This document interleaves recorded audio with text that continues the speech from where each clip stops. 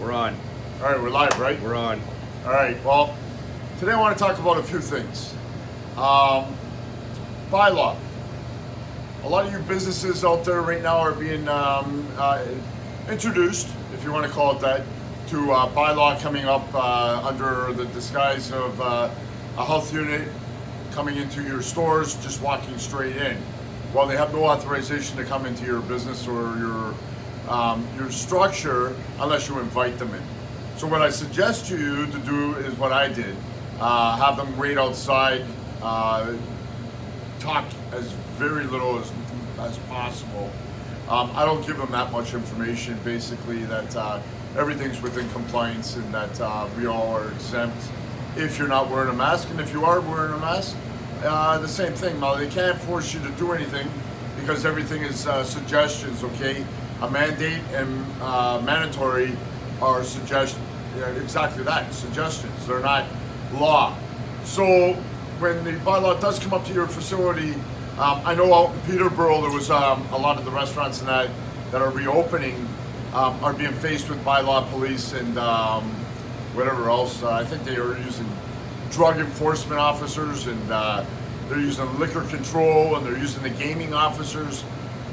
They're using everybody at their disposal.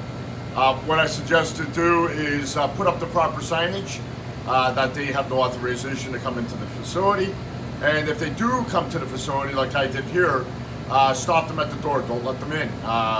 If they're telling you you have to have plexiglass, these are suggestions for the safety of everybody. And that's up to you whether you want to do it or not. Now, with my comment now is directed at bylaw, the Toronto Police or any police force, or the Army, the Canadian Army. All three entities realize, and I know yesterday when I was on the Warriors call, somebody responded to me and said that I'm fear-mongering. There is no fear-mongering here. You see, I'm not fear-mongering. What I'm doing is I'm telling you that the situation we're all in this year is a very dangerous one, and the future is a very dangerous one. And we need to have the police, bylaw, and anyone else that's a part of the human race to realize that they're not exempt, that they are coming for your mom, your dad, your aunt, your uncle, your children, your nephew, your niece.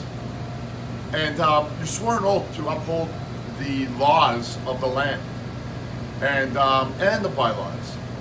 But you got to also understand that you have a responsibility to actually hold the laws dear to your heart that you swore an oath to.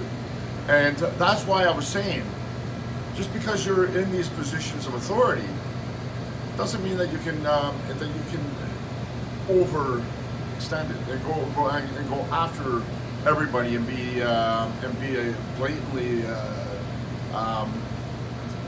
I guess the word I'm going to use is a tyrant, if you want to call it. You see, there's a way to talk to humans, there's a way to deal with us, and there's a way to deal with everybody. And it's a very, very trying time right now. And whether you are a police officer, or you are a bylaw, or you are in the Army, you have to realize that your family too is out there, and that they might be in that situation that you're dealing with the public in the restaurants that are trying to make a living. A lot of people have been hurt this year. A lot of people are on their knees, and I'm seeing a lot more people saying that they're down to their last $5. It's a very, very trying time, and we need to address that as humanity, address that as people, and understand that the rights of this land and this country and this world are very, very dear, and they have to be respected and honored. You see, a lot of people fought for these rights, and a lot of people died for these rights, and we can't allow that to slip through our fingers. And people are just trying to open up their businesses and be responsible and make a living and take care of their families. And that is a very, very trying time when you have to feed your family and you're being forced to close, and you are breaking a bylaw. Be it the Open Ontario Act or any other bylaws that are being instrumented against us to take care of our families. And who wants to be reliant on the government? I've never taken a welfare, I've never taken unemployment. I've always worked. And for these companies and these businesses that are on their knees right now, that are trying to make a living, you as a bylaw and a police officer in the armed forces have to realize that you have a responsibility to the citizens and to the people that you serve. And to be an authority is a very, very powerful tool, but you have to use it wisely and with compassion, and understand the situation that people are faced with. You know, really at the end of the day, understand that it's your family also that might have that business and might have, and that we as a human race have to be responsible to each other. I'm exhausted, I'm tired. Really, I just want to get back to Jamaica and get on the beach. The fight that we have is, I hate the word fight. The struggle we have is exactly that. It's got nothing to do with being blatantly arrogant to anybody. It's just that the compassion of humanity and a lot of people that are coming into the store that are hurting. And I've seen it every single day. Whether you wear a mask or not is irrelevant to me.